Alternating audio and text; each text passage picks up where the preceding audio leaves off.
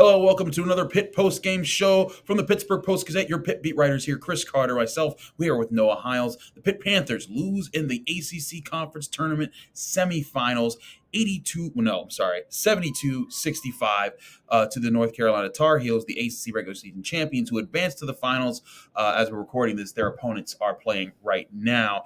We'll talk about a lot of the angles of it, but first, I want to talk to you about our great sponsors at Mike's Beer Bar, the best bar in all of Pittsburgh. When you go to Mike's Beer Bar, they have over 500 different available beers. 300 of those beers are from the local area, and 8 of those local beers are available on tap. They're changing new ones in and out every single day. But Noah, let's talk about this game here because Pitt was very much in this game, and there were a lot of, I think, good signs of a team that can contend with maybe any team out there, because North Carolina at this point, with the loss of Tennessee in the SEC, might be a 1 seed. Oh, no, it definitely is a 1 seed. With Tennessee losing by 20 points today, and then North Carolina getting to the league championship game, that is the fourth 1 seed in this year's tournament.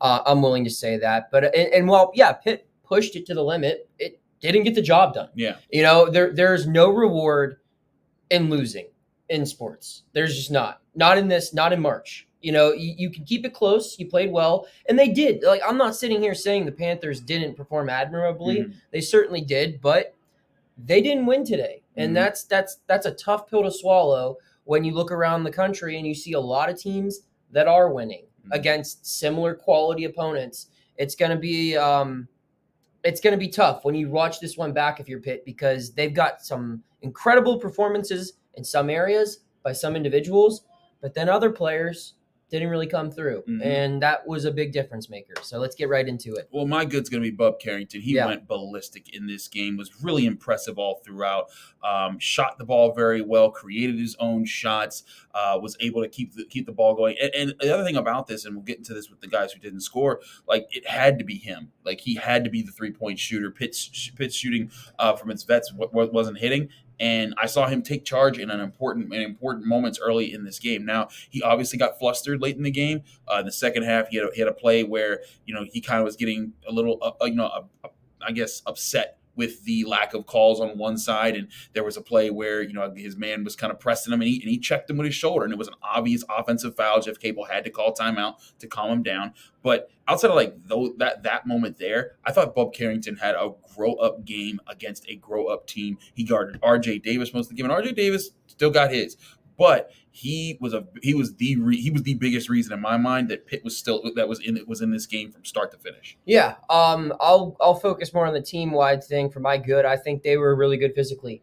That was a team that, Pitt had a reason to be intimidated by them if they were, heading in. Like, it would have made sense. I mean, it's a star-studded team that beat them earlier this year.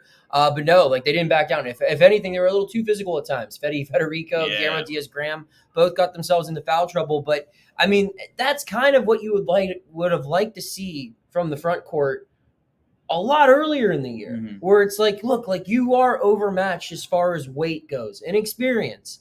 How do you make that up?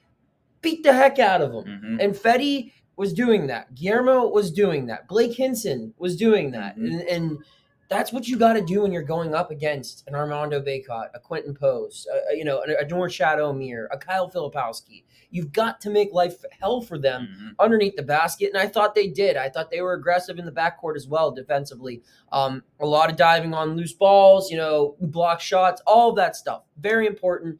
Pitt played physically. It just didn't execute when it came to shot making, which is where we'll transition into now for the bad. I'll keep going. Yeah. The obvious answer to this one is Blake Hinson. Didn't score his first points until 10:33 left in a game. I'll tell you right now, when that happens, Pitt will not win. I don't care how well Carrington's playing or Lowe or anyone else. This team was constructed for Blake Hinson to be a big-time player in big-time games. He can get away with only scoring 6, which is, I believe, what he had against Purdue Fort Wayne or something along those, or I think it was that opponent. But you're not going to have enough talent to take down a North Carolina if Blake Hinson isn't a major part of the success. So that's just a tough one. He admitted as such. I give props to Blake plenty if you've read anything I've written about him. And he said, this loss is on me. I'm not sitting here agreeing with him for that. It's a team game. But yeah, the fact that he only finished with 5, that's part of it.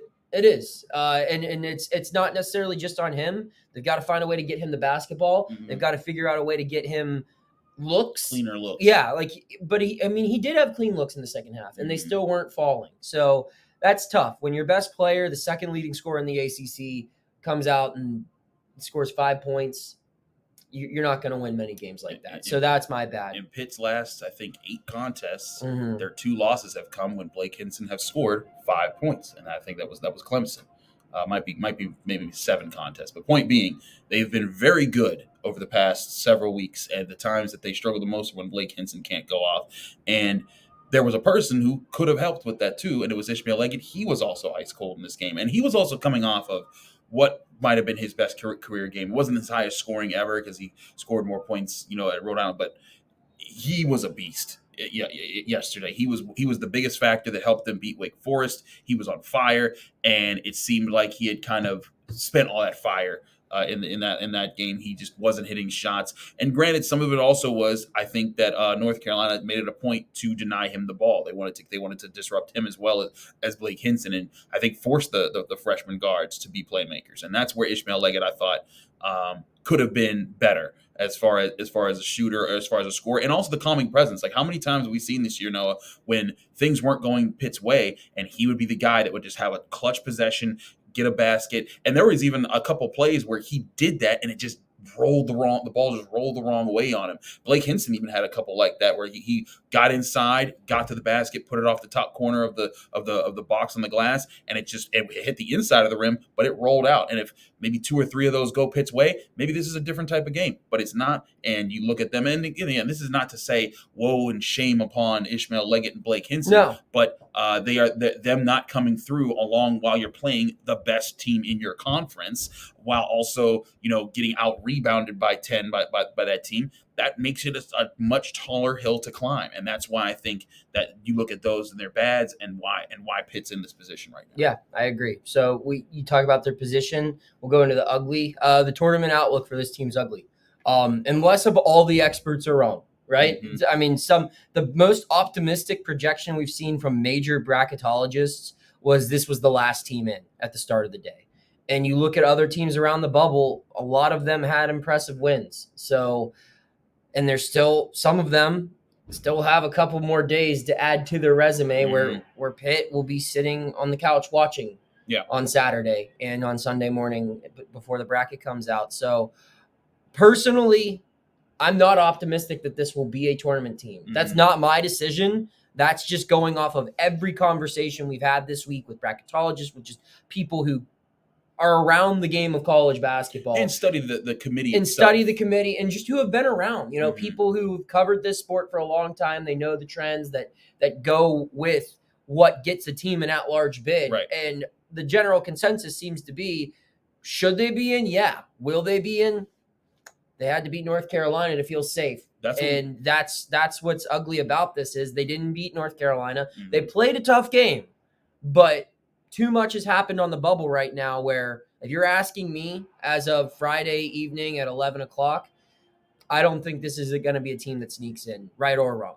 I hear you on that. And I think, we talked about, I wrote about it with the bracketologists that we talked to, Joe Lunardi, Mike DeCourcy, Rocco Miller, all of them said, look, if they don't beat, Mike DeCourcy was the one person who said if they don't beat North Carolina, they'll have to depend on the kindness of strangers, but they could get in because he said, like, look, they have some of the most impressive parts of their resume are their road wins, or some are the teams they beat on the road, and the way they've gotten here, and the way that they've played down the stretch. Pitt has done a lot of those things. But the bottom line is that when you talk to the people, the bracketologists who study these things specifically, they talk about the non-conference strength of schedule, which Jeff Capel pointed out, I think smartly. He's like, look, you can point at that, but you can also look at overall strength of schedule, and Pitt's is higher than a lot of the teams that they're going up against in the bubble, because when you throw in the ACC into account, they did play a stronger schedule than some of the teams that they're going up against. And again, you talked about at the top of this, he's like, you don't get anything for losing. Well, tell it to the teams that have 15, 16 losses and are still saying,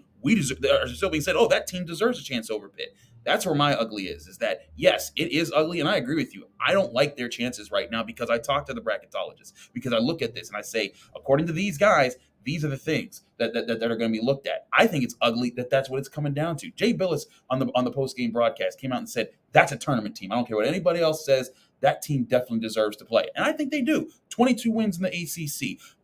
Beat Wake Forest twice. Beat Duke on their home court. Beat Virginia on their home court. And took North Carolina down to the mat in a conference championship game with its two stars its two veteran stars not having good days. That team, to me, deserves to go over some of the teams that are going to be the 6th, 7th, and 8th options in their conference. And when you're talking about an ACC conference, that I think has some of the better teams in all of college basketball right now.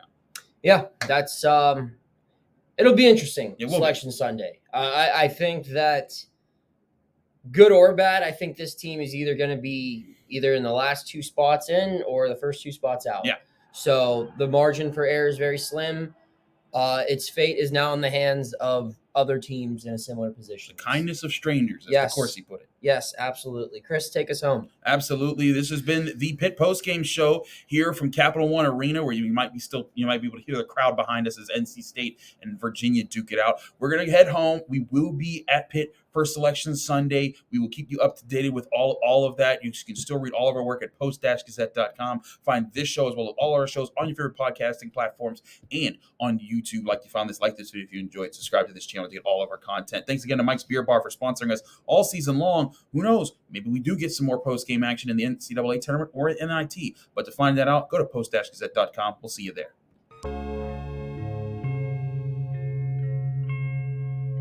Thank you for checking out this content from Post-Gazette Sports. If you watch this video on YouTube, please like the video and subscribe to our channel.